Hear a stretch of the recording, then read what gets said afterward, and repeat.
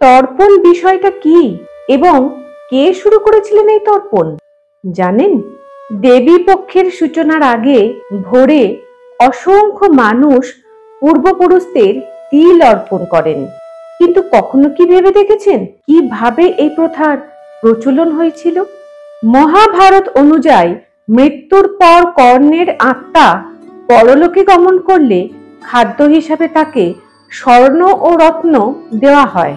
দেবরাজ ইন্দ্রকে কর্ণ এর কারণ জিজ্ঞাসা করলে ইন্দ্র বলেন যে দানবীর কর্ণ সারা জীবন স্বর্ণ ও রত্ন দান করেছেন, কিন্তু প্রয়াত পিতৃগণের উদ্দেশ্যে কোনো খাদ্য বা পানীয় দান করেননি। তখন কর্ণ ইন্দ্রকে জানান যে যেহেতু তিনি নিজের পিতৃপুরুষ সম্পর্কে অবহিত ছিলেন না, সেহেতু ইচ্ছাকৃতভাবেই তিনি নিজের পূর্বপুরুষের উদ্দেশ্যে খাদ্য বা পানীয় দান করেননি।